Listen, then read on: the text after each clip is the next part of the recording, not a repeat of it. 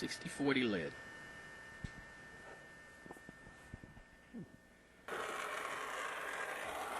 And just as when we pulled it apart, what I like to do is start by just heating up the pipe itself. I try to keep as much of the flames away from the flange as I can.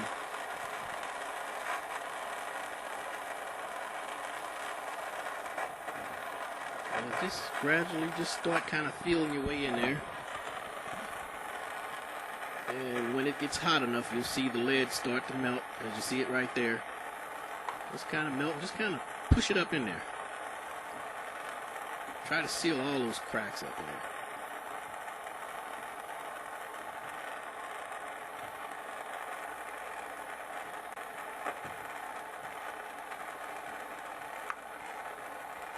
And I always like to start at the bottom, because if you start at the top, when you get down to the bottom, you'll remelt what you put in there, because the heat will rise. So just kind of start at the bottom and work your way up slowly to the top. See how I'm constantly just pushing the lead up in there? Just the bar is just melting.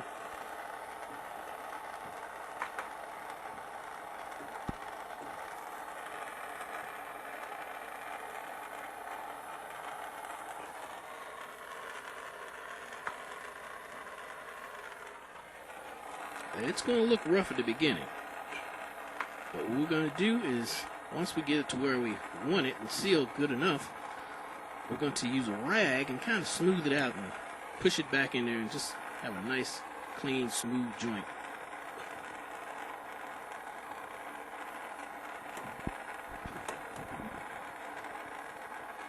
So don't worry about what it looks like right now.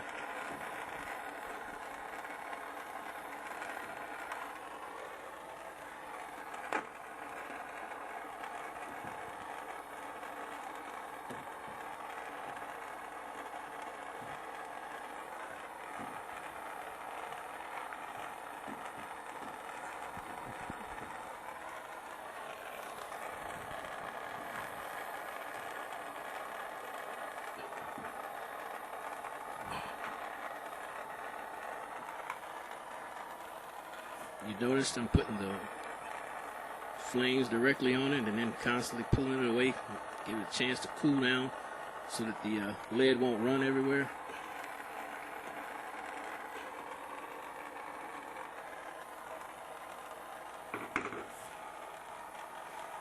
Okay.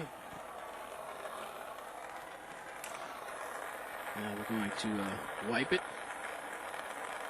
Now remember, wipe it in to the fitting itself. There you go.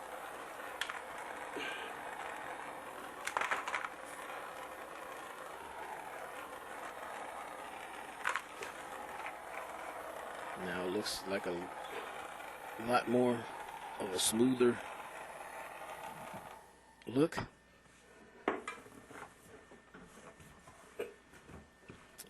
And one other thing we like to do is just take a normal candle,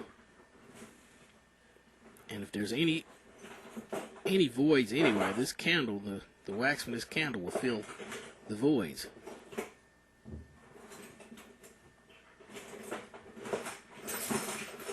And usually just use the candle when the of course when the pipe is rather warm.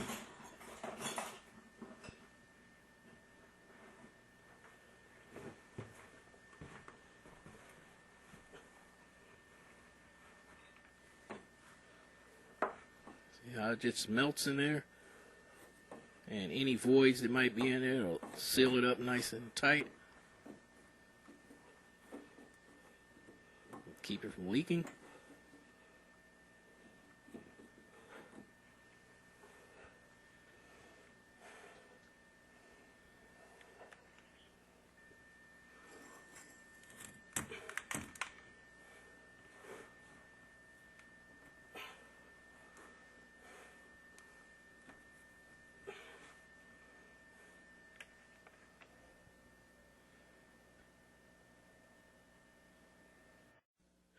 Tools and things you will need when soldering copper pipe.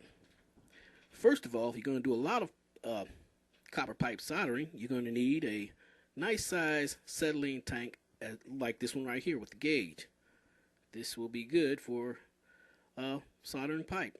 The acetylene will get a lot hotter than the propane tank, the smaller ones that they sell in the store, and it will get the job done a lot faster and neater.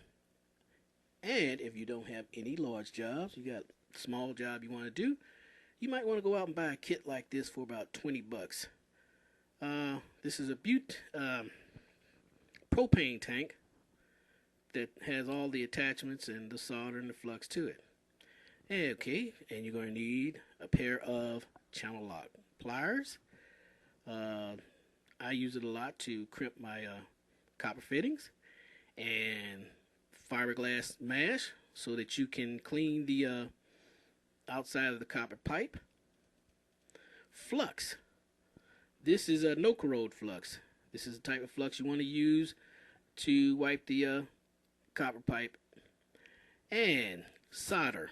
Lead-free solder. Make sure that it's lead-free solder because you have water going through it and you don't want any lead content. Okay, and here we have the small mini cutters. This is for the small little areas that you have a hard time getting to. So, and we have the regular size cutters, which will cut up to 1 inch of pipe. And you're going to need a 1/2 inch and 3/4 inch wire brush. This is to clean the inside of the fittings.